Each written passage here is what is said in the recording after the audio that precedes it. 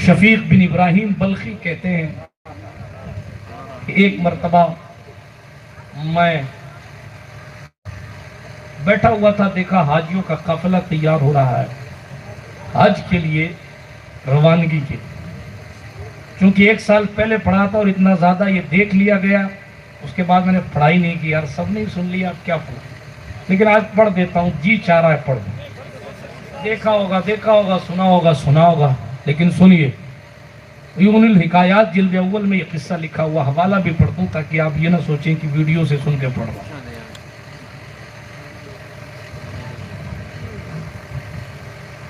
شفیق بن ابراہیم بلخی کہتے ہیں لوگوں کا جماوڑا میں نے دیکھا کہ لوگ جا رہے حج کے لیے. بلخ میں خراسان کا ایک شہر ہے، لوگوں کی بھیڑ لگی ہوئی ہے، لوگوں کے ساز و سامان ان کے اونٹوں پر کجاوے کسے ہوئے ہیں. میرا دل بڑا خوش ہوا، میں نے کہا یا اللہ، ہاتھ اٹھا کر دعا کی ان لوگوں کے لیے اور کہا اے میرے اللہ، یہ تیرے بندے کتنی صعوبتوں اور کتنی مشکلوں کو اپنے سامنے رکھ کر تیرے گھر کی زیارت کے لیے آ رہے ہیں. کہیں پیاسے رہیں گے سفر میں، شہر میں، کہیں بھوکے رہیں گے، چونکہ اونٹوں پر جانے کا سفر تھا. اب کی طرح تو نہیں نا کہ بمبئی یا دلی ایئرپورٹ پر آپ نے احرام باندھا اور 6 گھنٹے میں آپ جدہ اتر گئے، 4 گھنٹے میں، 5 گھنٹے میں، اور 1 گھنٹے میں آپ حرم شریف پہنچ گئے. وہ دور تھا کہ کئی مہینے لگتے تھے. لوگ اونٹوں پر سوار ہو کر بلخ سے مکہ مکرمہ کے لیے روانہ ہونے کے لیے تیار. بہرحال شفیق بلخی کہتے ہیں میں نے دعا کی تمام حاجیوں کے لیے، جانے والوں کے لیے، عازمین حج کے لیے، اے اللہ ان کے حج کو قبول فرمانا، ان کی عبادتوں کو قبول فرمانا. تیرے بندے تیری رضا کے لیے کتنی محنتیں کر کے سفر کا سامان تیار کر کے تیرے گھر کے لیے روانہ ہیں، میرے اللہ کرم فرمانا. وہ کہتے ہیں میں نے دیکھا سارے لوگ تو الگ الگ جگہ بیٹھے ہیں، ایک جگہ بیٹھے ہیں، ایک نوجوان ہے جس کا چہرہ تو بڑا نورانی ہے اور اتنا خوبصورت ہے کہ نگاہ اس کے چہرے انور پر پڑ جائے تو نگاہ ہٹتی نہیں ہے، وہ اتنا حسین ہے. لیکن وہ ایک کونے میں بیٹھا ہوا ہے، اپنے حال میں بیٹھا ہے. میں نے سوچا کہ یہ الگ تھلگ کیوں بیٹھا ہے، یہ اپنے آپ کو صوفی سمجھتا ہے کیا؟ ان کے ذہن میں خیال آیا، شیطانی وسوسہ، سارے لوگ ادھر بیٹھے ہیں تو اس کو بھی ادھر بیٹھنا چاہیے. یہ بدگمانی ہو گئی ان سے کہ یہ اس لیے ادھر بیٹھا ہوگا تاکہ لوگ مجھے سمجھے کہ میں کسی سے بات نہیں کرتا، میں اپنا اللہ والا ہوں، صوفی صاحب ہوں. لوگ اس کو اپنے ساتھ قافلے میں چڑھا کے لے جائیں، صرف اس لیے یہ ایسا بیٹھا ہوگا. یہ خیال آیا نا، پھر تھوڑا جوش اور آیا، کہا چلو اس کو سمجھاتے ہیں کہ یار یہ طریقہ تیرا ٹھیک نہیں ہے. وہاں سے اٹھے نا، شفیق بلخی خود بہت بڑے اللہ والے، اٹھے، کہتے میں اس جوان کے پاس جا کر بیٹھا. جیسے اس جوان کے قریب پہنچا، جیسے ہی گیا تھا نصیحت کرنے کے لیے کہ تو اکیلے کیوں بیٹھا ہے، ادھر کیوں بیٹھا ہے، اس نے مجھے دیکھتے کہا اے شفیق، قرآن کی آیت پڑھی اجتنبوا کثیرا من الظن ان بعض الظن اسم. اے شفیق، زیادہ سوچنے سے بچا کر، اس لیے کہ کچھ گمان گناہ بھی ہے. میں نے کہا یا اللہ، یہ کوئی بہروپیہ نہیں ہے، یہ کوئی اللہ والا ہے، میری اس کی کبھی ملاقات نہیں ہوئی، یہ میرا نام بھی جانتا ہے اور میں سوچ کیا رہا تھا اور آیا کس لیے ہوں، یہ اس خیال کو بھی جانتا.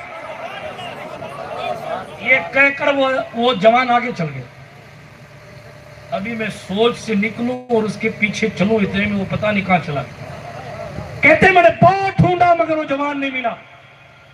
پھر ایک موقع، ایک مقام واقعہ میں جا کر میں نے دیکھا، اسی جوان کو میں نے دور سے دیکھا، پہچان لیا. وہ عبادت میں مشغول ہے، نماز پڑھ رہا ہے، اس کی آنکھوں سے آنسو بہ رہے ہیں، انتہائی رقت کے ساتھ وہ اللہ کے حضور کھڑا ہے. میں نے کہا آج تو مل گیا. پیچھے پیچھے دھیرے دھیرے جا کے اس کے پاس بیٹھ گیا کہ نماز میں تو بھاگے گا نہیں، نماز سے فارغ ہوگا تو میں معافی تلافی کر لوں گا کہ حضور معاف کیجئے گا، میں نے آپ کے بارے میں غلط گمان رکھا، آپ تو اللہ والے ہیں، کہ میرا نام بغیر بتائے جان گئے، پہلی ملاقات میں یہ بھی جان گئے کہ میں سوچ کے آ رہا ہوں، اور میں سوچ کے آ رہا تھا وہ بھی آپ جان گئے، میں توبہ کرنے آیا ہوں۔ یہ سوچ کے گیا، وہ نماز میں ہے، وہ دیر تک بیٹھا رہا، ان کی نماز جب مکمل ہوئی انہوں نے سلام پھیرا نا، جیسے ہی سلام پھیرا فارغ ہوئے عبادت سے، پلٹ کے کہا شفیق وَإِنِّي لَغَفَّارٌ لِمَنْ تَابَ وَآمَنَ وَعَمِلَ عَمَلًا صَالِحًا ثُمَّ اهْتَدَىٰ، او کما قال اللہ تعالیٰ فی القرآن الکریم۔ پھر قرآن کی آیت پڑھی، سوچ کے آئے تھے کہ توبہ کروں گا ان کے ہاتھ پہ جا کے، اور وہ جواب میں کہہ رہے ہیں یہ قرآن کی آیت پر اللہ فرماتا ہے بے شک میں ضرور اس شخص کو بخش دوں گا جو توبہ کر لے گا، ایمان لائے اچھا کام کرے اور پھر ہدایت پر رہا، میں اس کو بخش دوں گا، اللہ فرما رہا ہے۔ یہ کہہ کر وہ جوان پھر آگے چلا گیا، میں نے کہا یا اللہ یہ پھر چلا گیا۔ لیکن یہ ہے ابدالوں میں کہ 2 بار ایسا ہو گیا کہ ادھر سوچا ادھر بتا دیا۔ کہتے ہیں وقت گزرتا رہا، پھر نہیں ملا، منزل طے ہوتی رہی، مقام ربال میں پہنچا، وہاں ہمارے قافلے نے پڑاؤ ڈالا ہوا تھا، سارے لوگ اترے ٹھہرے، پڑاؤ ڈالا ہوا تھا۔ اب مقام ربال میں پہنچ کر میں نے دیکھا کہ وہ جوان ایک طرف بیٹھا ہے یا پھر اور نہیں بلکہ یہاں جوان ایک کنویں کے کنارے کھڑا ہے اور چمڑے کا ایک تھیلا ہے، کنویں سے پانی نکال رہا ہے، کوشش کر رہا ہے پانی نکالنے کی۔ اتنے میں اس کے ہاتھ سے تھیلا چھوٹ گیا اور وہ تھیلا پانی کے اندر گر گیا۔ میں اس کے قریب پہنچا تو دیکھا وہ دعا کر رہا اپنے اللہ سے، اے اللہ اس تھیلے کے سوا میرے پاس ہے ہی کچھ نہیں۔ کیا لوگ تھے، اس تھیلے کے سوا میرے پاس کچھ نہیں ہے، مجھے پیاس لگتی ہے تو میری پیاس تو بجھاتا ہے، مجھے بھوک لگتی ہے تو کھانے کا انتظام تو کرتا ہے، تیرا بندہ پیاسا ہے، میرے پاس جھولے کے سوا کچھ نہیں۔ اس کنویں سے کہتے ہیں کہ میرا جھولا مجھے واپس۔ کیا لوگ تھے کہ جھولے میں بلا لیتے، آج جھول ہی جھول ہے، اللہ ماشاءاللہ۔ کیا دور تھا، زمین سے سوکھا ہوا تیل لوگ نکال لیتے، مسلمان یہ تھے نا۔ آج تو ناانصافی کے باوجود بھی کسی ناحق کے قتل کا بدلہ تک نہیں لے سکتے ہم۔ اس وقت حال یہ تھا کہ زمین پر درے مار کر سوکھے ہوئے تیل کو عمر واپس نکلوا دیتے، رضی اللہ تعالی۔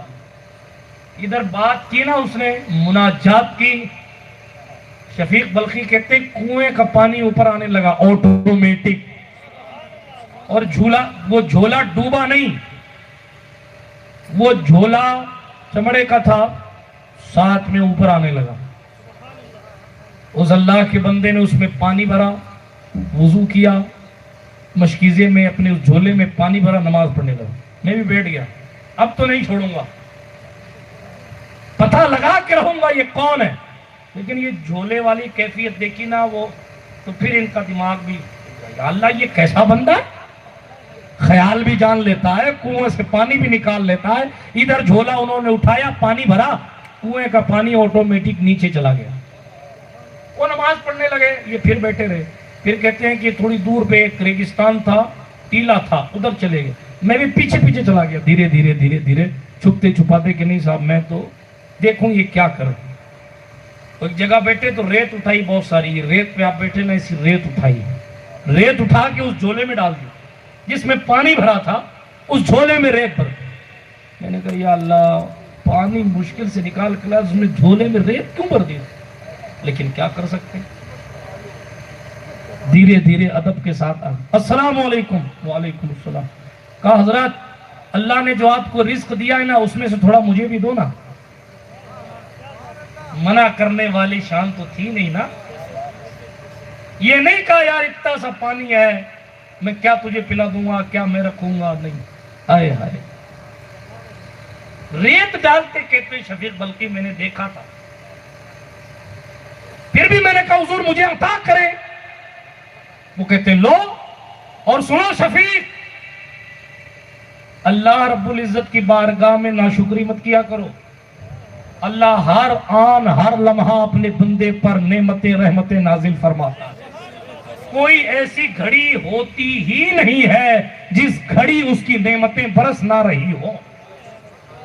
کوئی نہیں گھڑی ایسی ہوتی. کم سے کم آپ کی آنکھ دکھ رہی ہے، یہ بھی اللہ کی نعمت برس رہی ہے. آپ کے کان سن رہے ہیں، اللہ کی نعمت برس رہی ہے. آپ کو اللہ رب العزت نے چلنے کی طاقت دی، اس کی نعمت تو ہے. بات دور نکل جائے گی. اس طرح کی نصیحت فرمائی اور جھولا ان کے آگے کیا، لو پی لو. شفیق بلخی کہتے ہیں میں نے جیسے ہی پیا میرے سامنے پانی نکالا گیا تھا، میرے سامنے ریت بھری گئی تھی، لیکن میں نے دیکھا وہ تو شکر اور ستو ہے. انتہائی میٹھا شربت، جیسے کہ اس میں ستو اور شکر گھول کر وہ شربت تیار کیا گیا ہو. میں نے ایسا لذیذ کبھی نہیں پیا. اور کہتے ہیں شان یہ ہے اس پانی کی کہ اس کے پینے کے بعد کئی دن تک مجھے بھوک بھی نہیں لگی، مجھے پیاس بھی نہیں. لیکن وہ آگے نکل گیا. پھر میں نے نہیں پوچھا کہ حضرت آپ کون ہیں، آگے نکل گئے. کہتے ہیں یہاں تک کہ ہمارا قافلہ مکۃ المکرمہ پہنچ گیا. سبحان اللہ.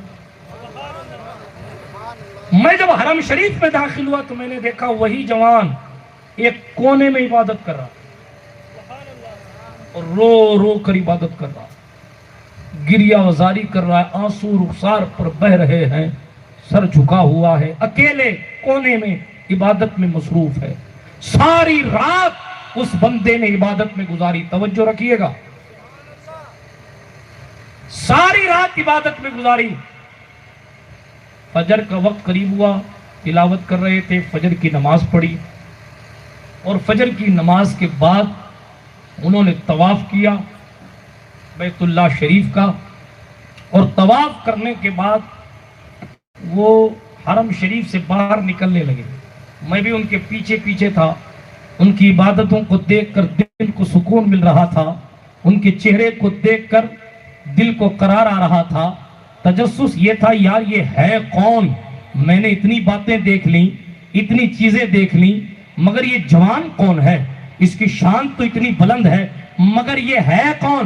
کہتے ہیں وہ جیسے ہی حرم سے باہر نکلنے لگے تو لوگوں کی بھیڑ آئی. کوئی ہاتھوں کو چوم رہا ہے، کوئی جھک کے سلام کر رہا ہے، کوئی سلام کر رہا ہے. اللہ اکبر. میں جب قریب ہوا اور ان سلام کرنے والے لوگوں میں سے کسی ایک سے پوچھا کہ اے اللہ کے بندے ذرا مجھے یہ تو بتا یہ حسین جوان کون ہے، ایک خوبصورت چہرے والے کون ہیں جن کا لوگ اتنا احترام کر رہے ہیں، ان کا ہاتھ چوم رہے اور حرم شریف میں ان کی اتنی تکریم ہو رہی، یہ کون ہے؟ کہا نہیں جانتے ان کو. کہا نہیں جانتا. کہا یہ امام موسیٰ الکاظم ہے جو امام جعفر کے بیٹے ہیں، جن کے بابا محمد باقر ہیں، جن کے بابا زین العابدین ہے، جن کے بابا حسین ابن علی ہے، جن کے بابا علی کی قسم یہ جو کچھ میں نے دیکھا ہے یقیناً اسی خاندان کا ہے، اس لیے کہ یہ فاطمہ زہرا کی نسل ہے کہ قدرت نے جسے اتنے مقام سے اتنے مقام پر سرفراز فرما رکھا. سبحان اللہ سبحان اللہ.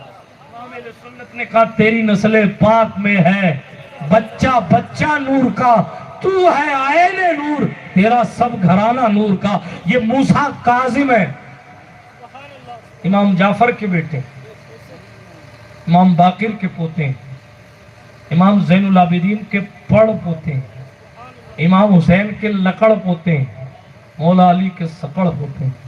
ائمہ اہل بیت میں ایک نام موسیٰ الکاظم کا ہے. ایک بات بتاؤں، حسین کی اولاد میں بات شہدائے کربلا کی چلی، اسی زین العابدین کی نسل سے ہیں جنہوں نے کربلا کی تاریخ میں اپنے مالک کو راضی کرنے کے لیے صبر و تحمل کا مجسمہ بن کر اسلام کی طرف سے جنگ کی، صبر کیا. وہ امام زین العابدین اکیلے پلٹے، لیکن ان کے اکیلے کے خاندان میں اللہ نے ایسے ایسے رکھے، ایسے ایسے جو کنووں سے پانی نکالنا چھوڑیے، کنووں کے پانی کو اوپر بلا کر اپنی تھیلیاں وہ پانی سے نکال لیتے ہیں. یہ خاندان امام حسین کی نسل پاک کا ایک شہزادہ ہے. میں کن کن لوگوں کی بات کروں، چونکہ ان کی تعظیم و توقیر سے قبر منور ہوتی ہے، زندگی اور آخرت بھلی ہوتی ہے، دگنے تگنے انعامات بلکہ اپنی اوقات سے زیادہ خاندان رسالت کی خدمت سے مل جاتا ہے. پیغمبر انسانیت صلی اللہ علیہ وآلہ وسلم سے قدرت نے یہی کہلوایا، اے محبوب آپ فرمائیں یہ تبلیغ دین پر میں تم سے کوئی بدلہ نہیں مانگتا.